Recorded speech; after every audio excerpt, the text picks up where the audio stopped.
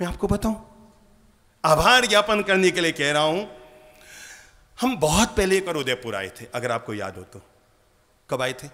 एक तो 12 साल पहले आए थे, उससे भी पहले कुछ वयोवृद्ध लोगों को याद होगा जब हम उससे भी पहले आए थे। कब आए थे ललित बाबू, आपको याद होगा ना? उस समय आप हमारी वीडियोग्राफी करते थे ना, इसलिए आपको पक्का याद होगा। कब आए थे हम? 89 में आए थे। तो कितने साल हो गए?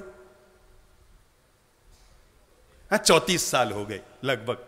हम पहली बार उदयपुर में 34 साल पहले आए थे। मैं आज आपको राज खोल रहा हूं, क्योंकि अपन सब घर के लोग बैठे हैं तो घर की बात घर में रह जाएगी, इसलिए कोई दिक्कत नहीं है। और राज ये खोल रहा हूं, मैं उससे पहले कभी भी प्रवचन नहीं देता था। शांति प्रिय तो फिर भी बोलते हैं, अभी 20 मिनट, आधे घंटा, 1 घंटा, 15 मिनट कुछ बोलते हैं। मैं तो उससे पहले, तब मुझे संत बने हुए अगर 34 साल तो न करते 12, 13, 14 साल हो गए थे, तब भी मुझे संत बने हुए, पर मैं कभी भी प्रवचन नहीं दिया करता था। प्रवचन में केवल एक ही नाम चलता था, केवल हमारे यहाँ नहीं, पूरे देश भर में भी तब एक ही नाम चलता था, चंद्रप्रभ जी का।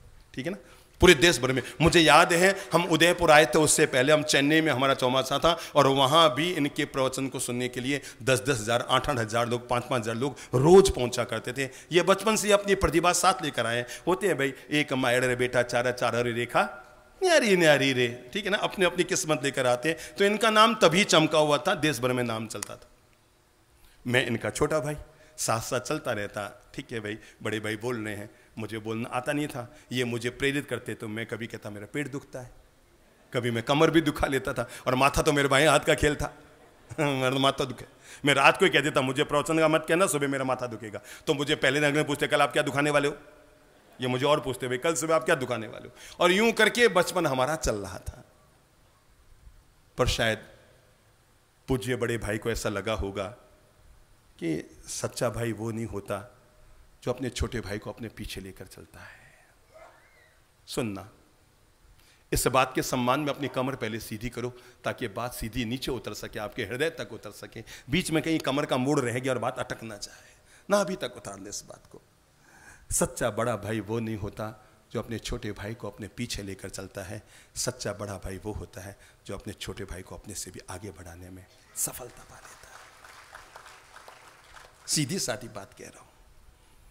और तब जब हम सूरत में थे, उदयपुर से पहले हम लोग सूरत में थे, वहाँ पर 4 बड़े बड़े मंदिरों की प्रतिष्ठाएं कराई थी। हमारे पूज्य पिताजी महाराज भी थे उस समय। तब चंद्रप्रभ जी अड़ गए कि अब अपन जा रहे हैं उदयपुर, और मेरा अंतिम निर्णय है, मैं आज से प्रवचन देना बंद कर रहा हूँ और अब आपको प्रवचन देना शुरू करना है। मैंने तो फिर कहा मैं तो फिर पेट दुखाऊंगा, अब जो दुखे सो दुखाओ, पेट दुखाओ, कमर दुखाओ, सिर दुखाओ। मैं आपको कैसे बताऊँ, वही ये उदयपुर का चातुर्मास था जब मैंने अपने बड़े भाई के दबाव में आकर, किस में आकर, दबाव में आकर, तब मैंने अपने जीवन का पहला प्रवचन इसी मालदा सिरी में देना शुरू किया था। ये बड़े भाई का अनुग्रह, उनका प्रेम, उनके द्वारा अपने भाई को तैयार करने की अभिलाषा मन में रही कि आज बिना मन के भी आप मुझे सुन तो लेते ही हैं, है ना? मैं ये बताना चाहता हूँ मेरे भाई, अगर एक भाई समृद्ध बन गया है तो ये ना सोचे मेरा छोटा भाई वहीं बना रहे।